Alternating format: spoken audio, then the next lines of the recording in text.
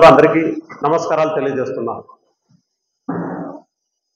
ముఖ్యంగా రాష్ట్ర వ్యాప్తంగా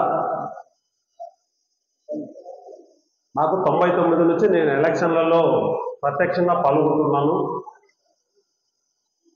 2009 నుంచి క్రియాశీలకంగా రాజకీయాల్లో ఉన్నాను.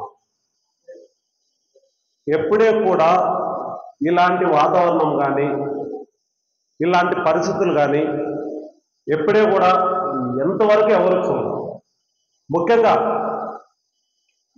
మన మాజీ ముఖ్యమంత్రి వర్యులు జగన్మోహన్ రెడ్డి గారు ముఖ్యమంత్రిగా ఉన్నప్పుడు డే ఫస్ట్ నుంచి కూడా అధికారులకు దిశానిర్దేశం చేసి పోలీసింగ్ కానీ జ్యుడిషియల్ కానీ న్యాయ వ్యవస్థలు కానీ వారి యొక్క పాత్రను వాళ్ళు పోషించడమే కాకుండా చిముకంత చిన్న విషయాన్ని కానీ ఈ సత్యసాయి జిల్లాలో ఒక వ్యక్తికి జరిగింది జగన్మోహన్ రెడ్డి గారి పాలనని చెప్పగలిగే దమ్ము ధైర్యం తెలుగుదేశం పార్టీ వాళ్ళకు ఉందని సందర్భంగా నేను తెలియజేస్తాను.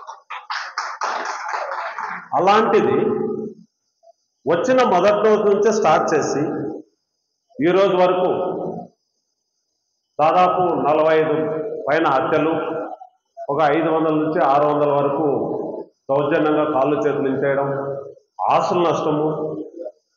ఒక్క ఆంధ్రప్రదేశ్లోనే భారతదేశం అంతా జనరల్ ఎలక్షన్లో ఎంతైతే జరిగి ఉందో అంతకంటే డబల్ ఒక్క ఆంధ్రప్రదేశ్లోనే అంత ఈ యొక్క మీద మా నాయకుడు వాళ్ళ పార్టీకి వచ్చి ముందర నిలబడి కార్యకర్తలకు ఏమన్నా అన్యాయం జరిగినా ముందరికి వచ్చి వాళ్ళు మాట్లాడతారు, అండగా ఉంటారు. మనం మేము పోయినాం కొంతమంది, అంతేగాని ఇంకా పూర్తిగా మనలో ఇంకా ధైర్యం రాలేదు. మెయిన్ నాయకులు కొంచెం ఇప్పుడు శ్రీనివాసరెడ్డి అన్న గారు చెప్పినట్లు భరోసా ఇస్తాము అని చెప్పిన కార్యకర్త చాలా సంతోషము. ఈ విషయం అన్నగారికి మేము ప్రత్యేకంగా కృతజ్ఞత తెలియజేస్తున్నాం కార్యకర్తల తరఫున. ఎందుకంటే ఇప్పుడు వాళ్ళు ఏదో మాటలు 6 నెలలు చూద్దాం 3 నెలలు చూద్దాం అని టీడీపీలు వచ్చినారు అనుకుంటే వాళ్ళు నెల తిరిగితేనే మన మీద దౌర్జన్యాలు అది ఇవి అన్ని చాలా చేసేసినారు.